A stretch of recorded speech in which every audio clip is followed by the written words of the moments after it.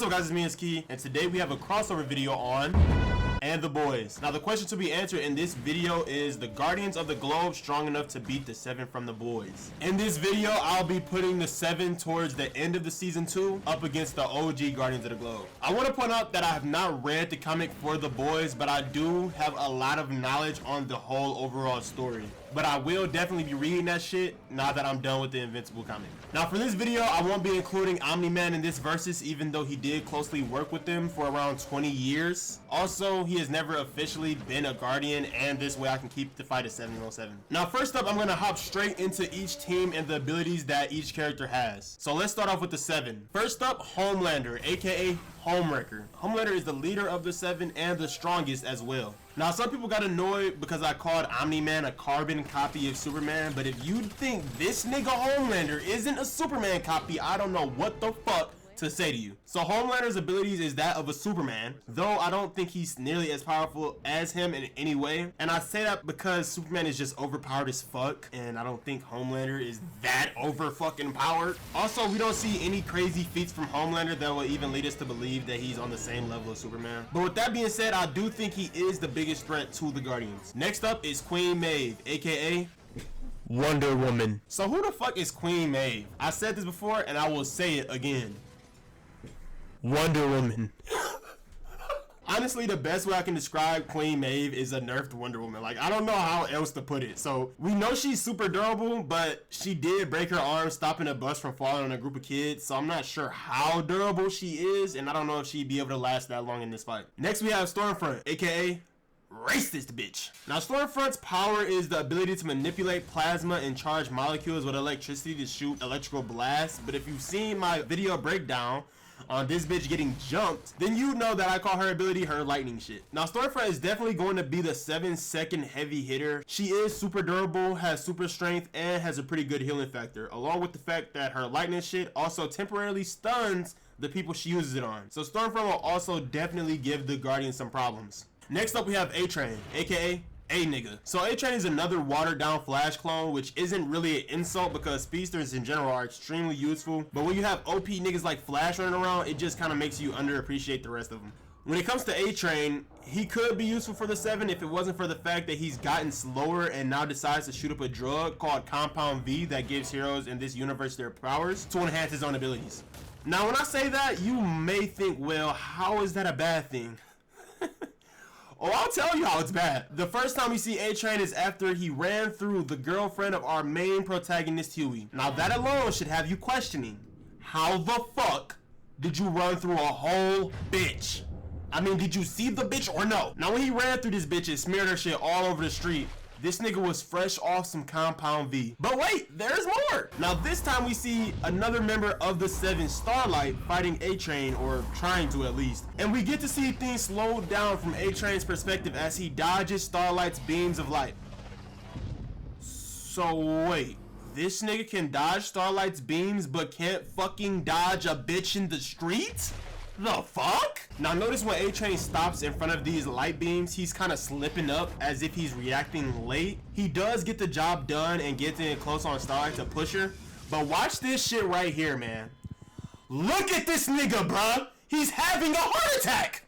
Next we have Black Noir. Now I don't really want to go too deep into Black Noir because I'd have to spoil comics to do so, and I'm not trying to do that. But just know this nigga Black Noir is not no ho. The most we see from Black Noir is him tanking a nuke. But next up is the Deep, aka Human Fish Nigga. Now the Deep is interesting because in the show the only thing we are shown that he can do is talk to sea creatures and breathe underwater due to him having gills. That's it. Last but not least, we have Starlight, aka Hey, don't run from the Lord! Starlight's power is the ability to drain energy from things around her like electronics to blast powerful beams of light at her enemies. She also is super durable along with moderate strength as well. Now we all know who the fuck the Guardians are, but I will speed run through the characters and their abilities in the briefest way I can. So first, Abraham. He is the leader of the Guardians. He has super strength, endurance, durability, flight, and can be revived if his body parts are put back together. Next, War Woman. She also has super strength, endurance, durability, and flight.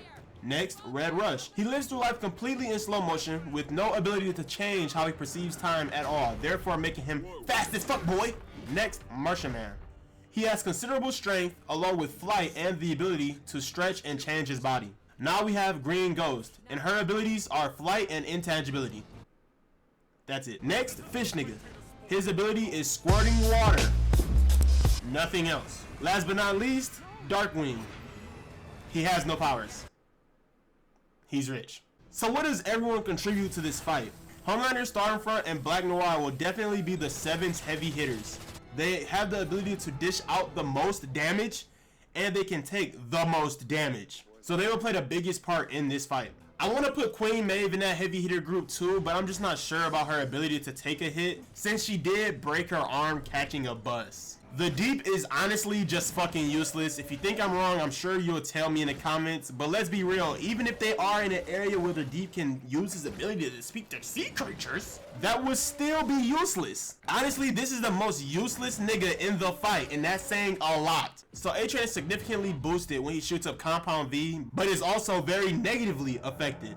Like, this nigga might just die mid-fight, like just have a random ass heart attack before he can even do shit. And if he doesn't shoot up any V, I don't think A-Train will be able to fuck with Red Rush at all. Starlight would probably be most useful if she fights from a range, kind of like Fish Nigga. Even though she can take a hit and she can dish out damage, I think she would be most useful from range. And if it does come down to her having to fight up close, she should be able to hold her on for a little while before anything happens to her. Now for the Guardians, we already know the most important people will be Immortal, War Woman, and Red Rush, leaving Darkwing, Green Ghost, Fish Nigga, and Martian Man as defense and support. Now with that being said, I'm gonna keep this shit 100 buck with y'all. I think that it could go either way. I say this because the 7 have 3 to 4 heavy hitters, with one of them being the only old and experienced one, Stormfront. But we know that there are no superpowered villains that the 7 ever have to fight, and everyone is so greatly outmatched in the universe that when they even go to stop crime, they only send out 2 people at a time. Which would also mean that these niggas have never fought as a team. Now Homelander and Stormfront are extremely powerful, and the 2 of them could probably be enough to take out the Guardians alone, but their lack of fighting other superpowered beings is what makes me think the Guardians have a good chance to win. They've been working together for 20 plus years, but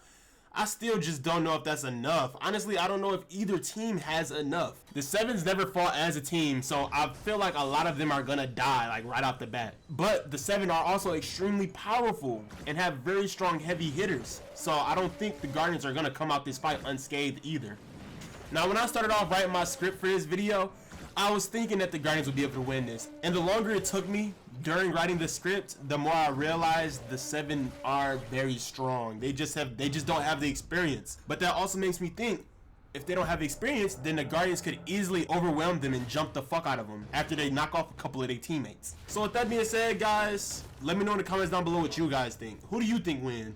Do you think the 7 wins, or do you think the Guardians win? Do you think the 7 stomps, or do you think the Guardians stomp? I also want to thank you guys for almost 5K subs. Interestingly enough, I've been losing views and subs already, which is weird.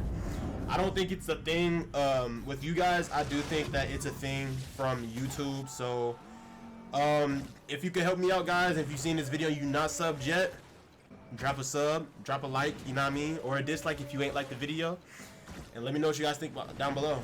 Thanks, guys. Love y'all. Peace.